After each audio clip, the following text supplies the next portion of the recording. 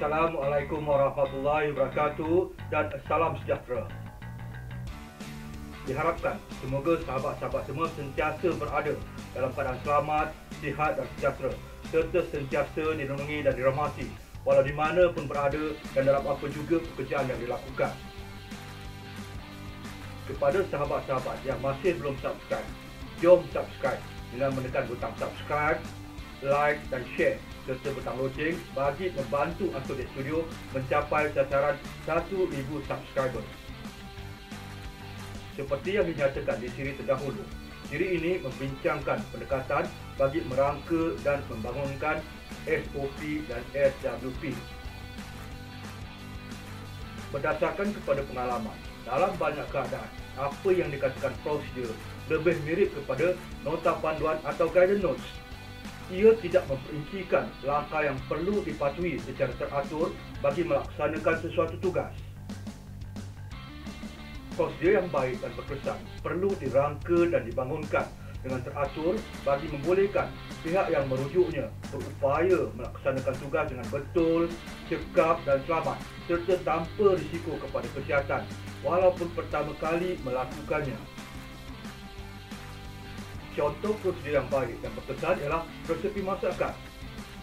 Orang yang tidak pernah memasak pun boleh memasak dengan memahami dan mengikuti aturan yang ditetapkan dalam resepi. Cuma yang tidak dapat dipastikan ialah sama ada masakan itu sedap atau tidak. Ia bergantung kepada air tangan seseorang lah ya. Secara umumnya, rangka kedua-dua SOP dan SWP yang teratur mengandungi 10 bahagian yang perlu menerapkan prinsip 5W+1H iaitu what, apa, why, mengapa, where, di mana, when, bila, who, siapa dan how, bagaimana. Bahagian-bahagian tersebut adalah bahagian pertama, tajuk, kedua, tujuan, ketiga, skop pemakaian, keempat, pemakaian, kelima, tanggungjawab, keenam, rujukan silang, ketujuh, langkah kerja, ke-8, senarai semak atau borang, ke-9, rekod dan ke-10, carta aliran.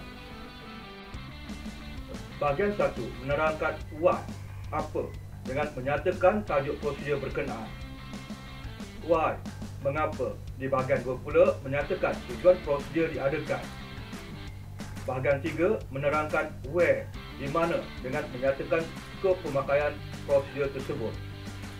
Manakala when, bila pula di bahagian 4 menetapkan keadaan atau ketika bila prosedur berkenaan terpakai. Di bahagian 5 menetapkan who, siapa, iaitu pihak yang bertanggungjawab menguatkuasakan dan menyenggara prosedur dan pihak yang bertanggungjawab mematuhi prosedur. How, bagaimana, terdapat di bahagian 6, 7, 8, 9 dan 10. How, bagaimana di bahagian 6 menyenaraikan dokumen rujukan yang berkaitan dengan prosedur tersebut.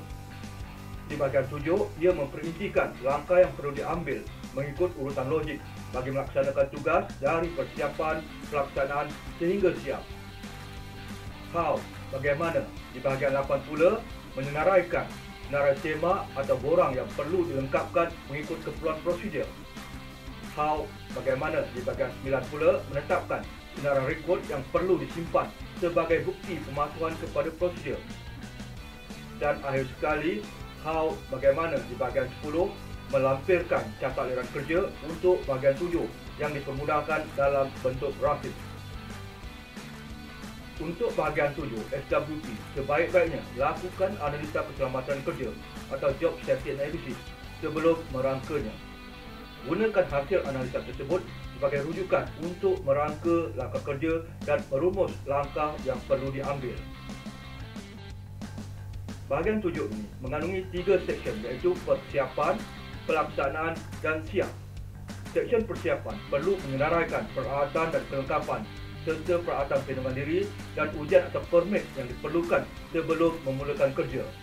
Seksyen pelaksanaan pula memperincikan langkah kerja dan lain-lain langkah yang perlu diambil mengikut urutan logik bagi memastikan ia dilakukan dengan betul, cekap dan selamat serta tanpa risiko kepada kesihatan.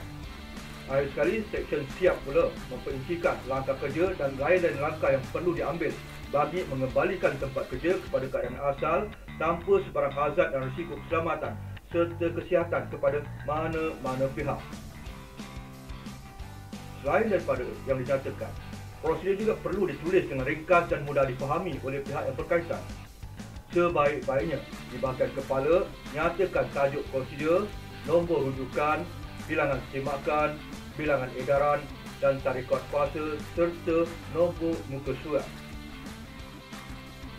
Pastikan prosedur dikemukakan kepada pihak pengurusan untuk kelulusan sebelum ia dikuatkuasakan.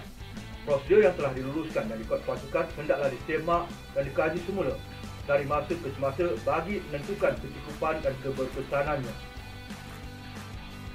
Sekian untuk siri ini. Semoga ia memberi manfaat kepada sahabat-sahabat yang menonton. InsyaAllah, siri keselamatan kerja pembinaan akan diteruskan sekiranya tiada aral atau halangan yang melintang. Sehingga berjumpa lagi, disudahi dengan wabillahi taufiq wal hidayah. Wassalamualaikum warahmatullahi wabarakatuh dan salam sejahtera.